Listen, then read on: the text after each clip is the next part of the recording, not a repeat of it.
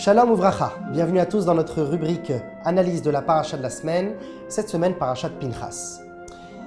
Au milieu de la paracha de Pinchas, la Torah nous relate le recensement des enfants d'Israël, des tribus juives, et au milieu, la Torah s'arrête et nous donne quelques lignes qui parleront de la naissance et la prénaissance de la mère du libérateur d'Israël, Yocheved.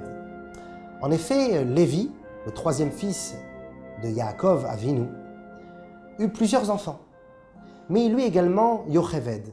Yocheved qui se maria avec son petit cousin Amram et eut Moshe, Aaron et Myriam. Moshe, bien entendu, le libérateur du Ham Israël en l'an 2448 de la création du monde. La Torah nous le dit explicitement dans le chapitre 26, verset 59, « Veshem Eshet Amram », le nom de la femme de Amram, père de Moïse, Yocheved bat Lévi, était donc Yocheved, fille de Lévi, Asher Yalda Ota le Lévi Bemitzraim, dont Lévi eut en Égypte. En effet, Yocheved naquit à l'entrée de la terre d'Égypte. Rappelons un petit peu l'histoire. Lorsque Yosef se dévoile à ses frères, il fait demander son père Yaakov qu'il descende en Égypte avec toute sa famille. Et c'est alors que Yaakov Avinu, avec 70 âmes, descend en Égypte. Et c'est en Égypte que son fils Lévi eut donc Yocheved, la petite fille de Yaakov. Le traité Sota et le traité Baba Batra dans le Talmud nous dira et nous précisera que Yocheved avait été par ses parents en terre d'Israël 9 mois plus tôt et avait naquit en Égypte. Au début, au moment de l'entrée des enfants d'Israël en terre d'Égypte, alors elle naquit. Et cela est véritablement intéressant de comprendre quelle est cette précision que la Torah nous donne, pourquoi nous parle-t-on de Yocheved, bien qu'elle était la mère du libérateur, mais pourquoi ces précisions et pourquoi pourquoi le Talmud nous dit qu'il y eut une différence entre sa conception et le jour de sa naissance. Alors il est nécessaire de comprendre d'abord qui était Moshe. Moshe était un mélange de tout. Il est arrivé à fusionner des antithèses, à rapprocher des contraires. Moshe Rabbeinu lui-même portait un nom égyptien. Effectivement, la Torah nous rappellera ce nom à travers le terme Mishitiou, que je t'ai sorti de l'eau. Mais le terme Moshe était un nom égyptien. La preuve en est que tout simplement Moshe s'appelait en hébreu, avec de nombreux noms, mais Yekutiel était son nom le plus connu en hébreu. Alors que toute la Torah entière ne parlera que de Moshe et non pas de Yekutiel.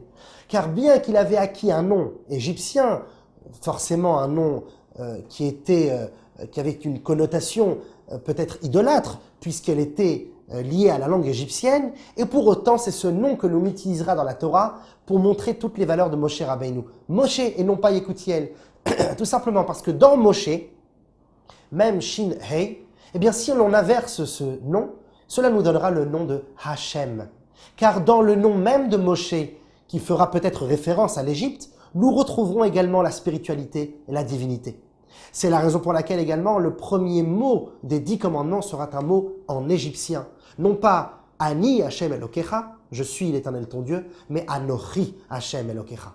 Je suis l'Éternel ton Dieu en égyptien, le Anochi qui fera référence ici de la transformation de l'obscurité en lumière. Et cela fera référence à Moshe.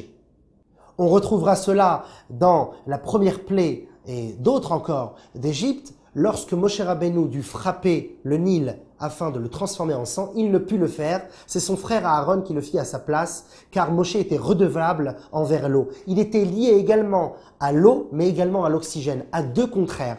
Moshe Rabbeinu faisait justement référence à ces deux opposés qu'il arrivait à subjuguer. Également, Moshe qui était le chef du peuple, qui avait donc la Nikred, et envers lequel il fallait être ferme et plein de force tel un chef. D'un autre côté, Moshe était l'homme le plus humble de la terre. Encore une fois, deux contraires qui se relient. Ces deux contraires-là, nous les retrouvons également chez sa mère Yocheved. Yocheved était une femme qui était rattachée à la terre d'Israël, mais également à la terre d'Égypte. C'était la seule âme qui avait été faite par ses parents dans la terre de la Géoula, dans la terre de la délivrance d'Eretz Israël, et avait vu le jour dans la terre de la Galoute, de l'exil de l'Égypte. Et c'est la raison pour laquelle Moshe, qui n'avait ni de base les forces d'un chef, qui ne voulait pas libérer le peuple juif, et qui au contraire pendant 7 jours avait été forcé par Dieu d'aller sauver le peuple juif en Égypte.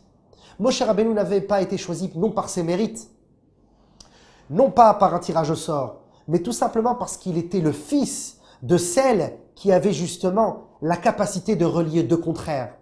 Car pour pouvoir libérer un peuple, il faut savoir posséder un esprit qui se détache de l'exil, avoir ce rêve éternel de la Géoula, mais également d'avoir une compréhension psychologique effective de la galoute de l'exil.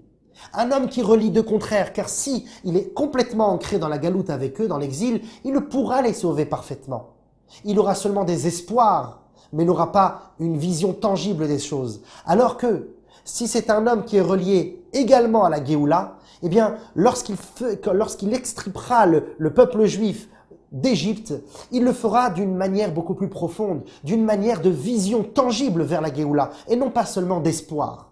Liés deux contraires, Géoula et Galoute. Et c'est cela que nous remarquons également dans les détails de la conception et de la naissance de Yocheved. Yocheved a été donc conceptionné par ses parents 9 mois avant l'entrée en terre d'Égypte. C'est-à-dire que pendant 9 mois de gestation, de préparation de l'âme avant la naissance, eh bien cela a été fait dans un état d'esprit de Géoula en terre d'Israël et non pas en terre d'Égypte. Sa naissance, c'est-à-dire son expression effective de l'âme qui s'extériorise dans le monde avec un corps physique, cela seulement a eu lieu en Égypte. C'est-à-dire que Moshe Rabbeinu, bien que c'est un grand psychologue pour comprendre tous les états de l'exil, de se mettre à la place de ses frères, de comprendre les détails de la détresse et du désarroi dans lequel il se trouve, il doit majoritairement dans sa tête être empreint d'une Géoula, comme Yocheved qui était majoritairement faite de Géoula d'Eretz Israël pendant les 9 mois qui ont précédé sa naissance. Moshe Rabbeinu est rempli de délivrance et pour autant avec une pointe de compréhension dans tous les sujets de la galoute. Ça, c'est Moshe Rabbeinu. Pouvoir relier deux contraires, pouvoir les fusionner ensemble afin de donner le meilleur de lui-même. Shabbat Shalom et à très bientôt.